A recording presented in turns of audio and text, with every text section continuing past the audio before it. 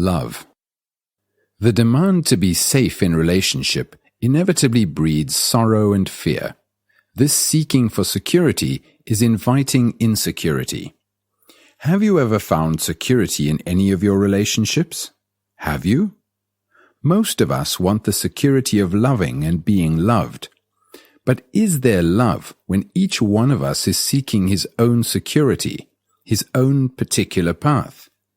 We are not loved because we don't know how to love. What is love? The word is so loaded and corrupted that I hardly like to use it. Everybody talks of love.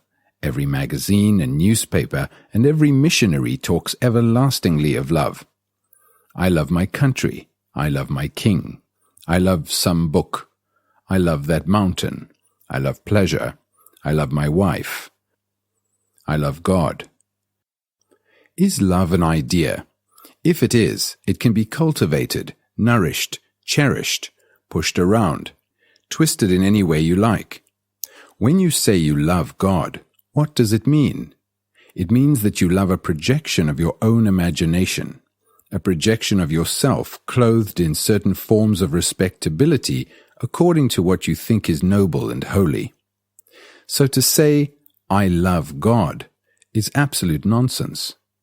When you worship God, you are worshipping yourself, and that is not love.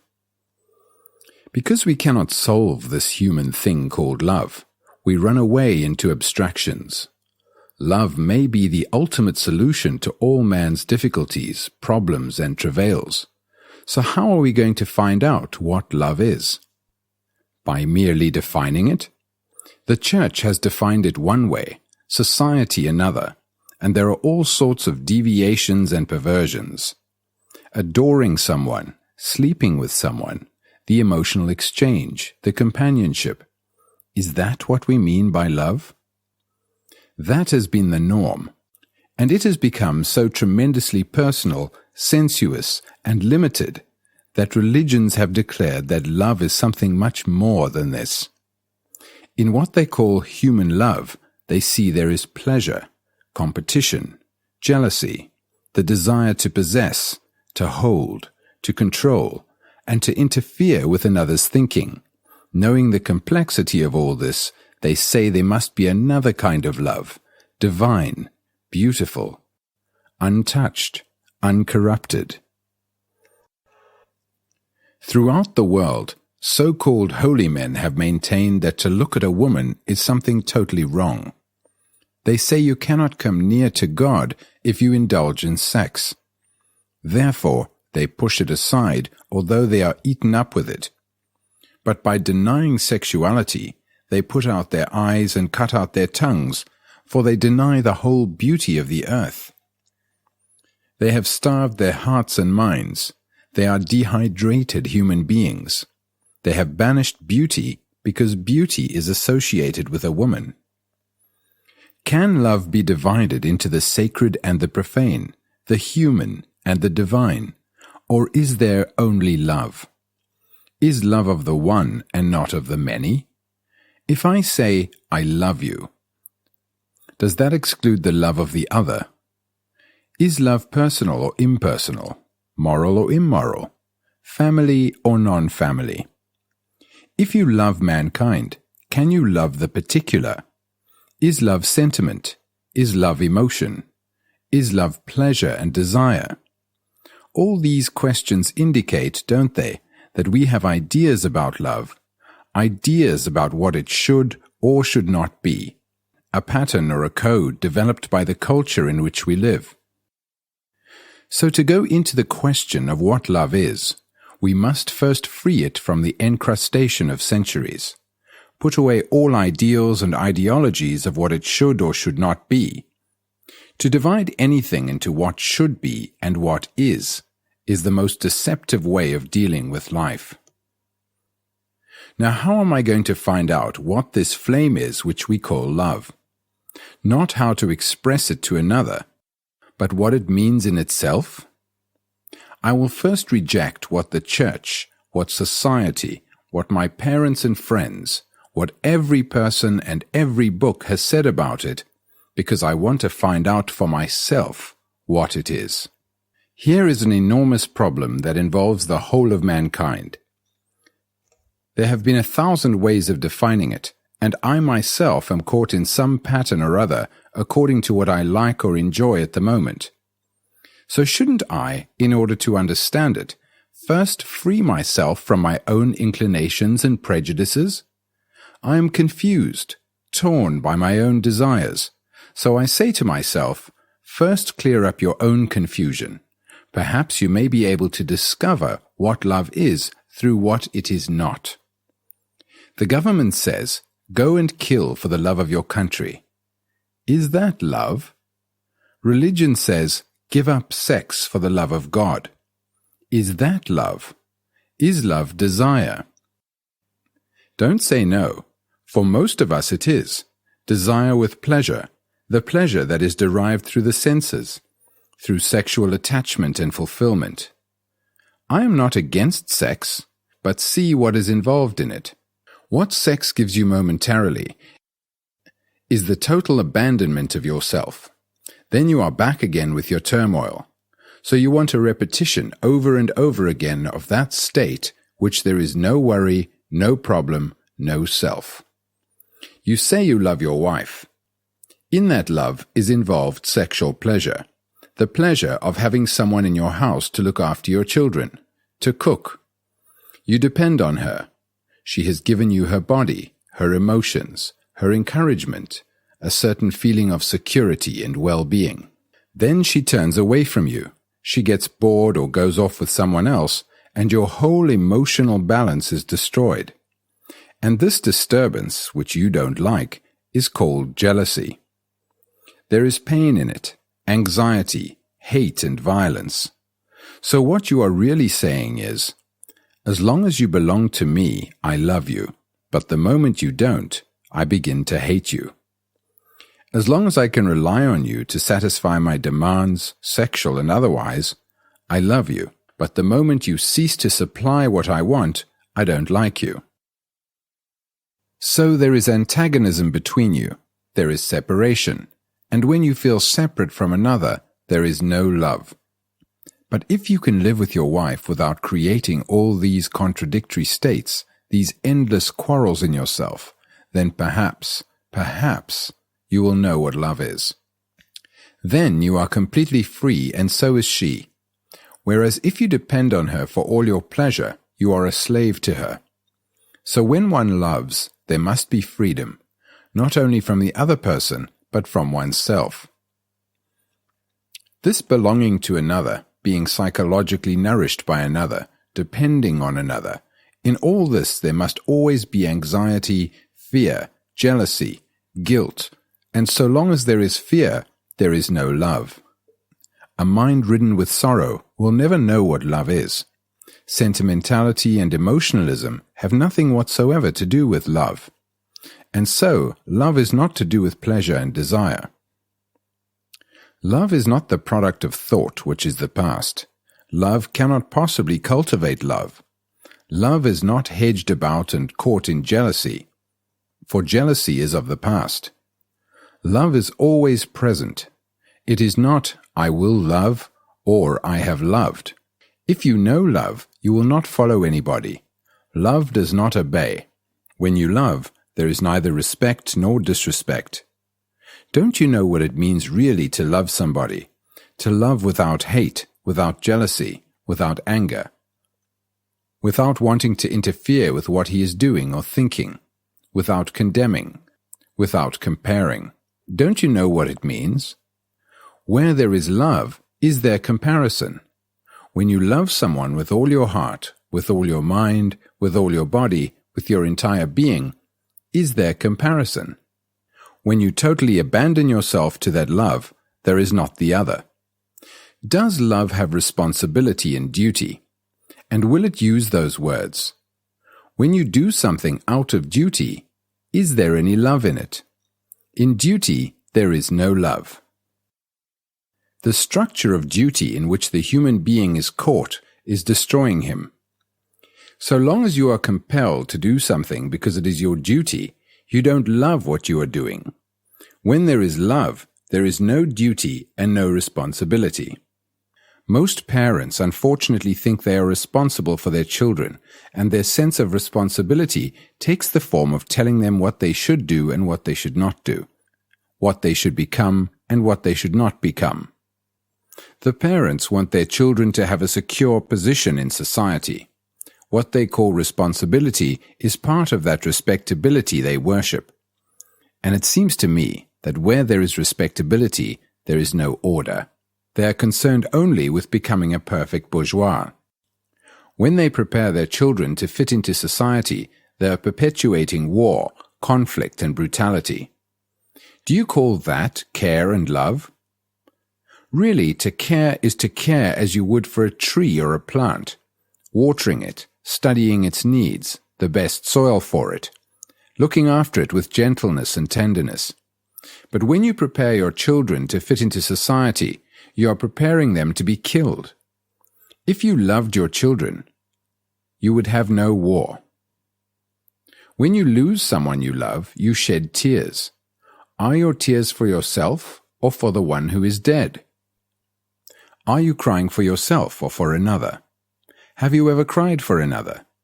Have you ever cried for your son who is killed on the battlefield? You have cried, but do those tears come out of self-pity, or have you cried because a human being has been killed? If you cry out of self-pity, your tears have no meaning because you are concerned about yourself. If you are crying because you are bereft of one in whom you have invested a great deal of affection, it was not really affection. When you cry for your brother who dies, cry for him. It is very easy to cry for yourself because he is gone. Apparently you are crying because your heart is touched, but it is not touched for him. It is only touched by self-pity, and self-pity makes you hard, encloses you, makes you dull and stupid. When you cry for yourself, is it love? Crying because you are lonely, because you have been left, because you are no longer powerful, complaining of your lot, your environment, always you in tears. If you understand this, which means to come in contact with it as directly as you would touch a tree or a pillar or a hand, then you will see that sorrow is self-created. Sorrow is created by thought. Sorrow is the outcome of time. I had my brother 3 years ago. Now he is dead. Now I am lonely, aching. There is no one to whom I can look for comfort or companionship, and it brings tears to my eyes. You can see all this happening inside yourself if you watch it. You can see it fully, completely in one glance, not take analytical time over it. You can see in a moment the whole structure and nature of this shoddy little thing called me. My tears, my family, my nation, my belief, my religion. All that ugliness, it is all inside you. When you see it with your heart, not with your mind, when you see it from the very bottom of your heart, then you have the key that will end sorrow. Sorrow and love cannot go together, but in the Christian world they have idealized suffering, put it on a cross and worshipped it, implying that you can never escape from suffering except through that one particular door, and this is the whole structure of an exploiting religious society. So when you ask what love is, you may be too frightened to see the answer. It may mean complete upheaval. It may break up the family. You may discover that you do not love your wife or husband or children. Do you? You may have to shatter the house you have built. You may never go back to the temple. But if you still want to find out, you will see that fear is not love. Dependence is not love. Jealousy is not love. Possessiveness and domination are not love. Responsibility and duty are not love. Self-pity is not love. The agony of not being loved is not love. Love is not the opposite of hate, more than humility is the opposite of vanity. So if you can eliminate all these, not by forcing them, but by washing them away as the rain washes the dust of many days from a leaf, then perhaps you will come upon this strange flower which man always hungers after. If you have not got love, not just in little drops but in abundance, if you are not filled with it, the world will go to disaster. You know intellectually that the unity of mankind is essential, and that love is the only way. But who is going to teach you how to love? Will any authority, any method, any system tell you how to love? If anyone tells you, it is not love. Can you say, I will practice love? I will sit down day after day and think about it. I will practice being kind and gentle and force myself to pay attention to others? Do you mean to say that you can discipline yourself to love? Exercise the will to love. When you exercise discipline and will to love, love goes out of the window. By practicing some method or system of loving, you may become extraordinarily clever or more kindly or get into a state of non-violence, but that has nothing whatsoever to do with love. In this torn desert world, there is no love, because pleasure and desire play the greatest roles. Yet without love, your daily life has no meaning. And you cannot have love if there is no beauty. Beauty is not something you see, not a beautiful tree, a beautiful picture, a beautiful building, or a beautiful woman. There is beauty only when your heart and mind know what love is. Without love and that sense of beauty, there is no virtue, and you know very well that, do what you will, improve society, feed the poor, you will only be creating more mischief. For without love, there is only ugliness and poverty in your own heart and mind. But when there is love and beauty, whatever you do is right. Whatever you do is in order. If you know how to love, then you can do what you like, because it will solve all other problems. So we reach the point, can the mind come upon love without discipline, without thought, without enforcement, without any book, any teacher or leader? Come upon it as one comes upon a lovely sunset? It seems to me that one thing is absolutely necessary, and that is passion without motive. Passion that is not the result of some commitment or attachment. Passion that is not lust. A man who does not know what passion is will never know love, because love can only come into being only when there is total self-abandonment. A mind that is seeking is not a passionate mind, and to come upon love without seeking is the only way to find it. To come upon it unknowingly and not as the result of any effort or experience. Such a love, you will find, is not of time. Such a love is both personal and impersonal, is both the one and the many. Like a flower that has perfume, you can smell it or pass it by. That flower is for everybody, and for the one who takes trouble to breathe it deeply and look at it with delight. Whether one is very near and very or very far away, it is the same to the flower, because it is full of that perfume, and therefore it is sharing it with everybody. Love is something that is new, fresh, alive. It has no yesterday and no tomorrow. It is beyond the turmoil of thought. It is only the innocent mind which knows what love is. And the innocent mind can live in the world which is not innocent. To find this extraordinary thing which man has sought endlessly through sacrifice, through worship, through relationship, through sex, through every form of pleasure and pain, is only possible when thought comes to understand itself and comes naturally to an end. Then love has no opposite. Then love has no conflict. You may ask, if I find such a love, what happens to my wife, my children, my family?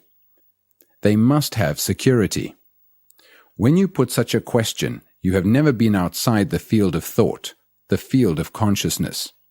When once you have been outside that field, You will never ask such a question, because then you will know what love is, in which there is no thought and therefore no time. You may read this mesmerized and enchanted, but actually to go beyond thought and time, which means going beyond sorrow, is to be aware that there is a different dimension called love. But you don't know how to come to this extraordinary fount. So what do you do? If you don't know what to do, you do nothing, don't you? Absolutely nothing. Then inwardly you are completely silent. Do you understand what that means? It means that you are not seeking, not wanting, not pursuing. There is no center at all. Then there is love.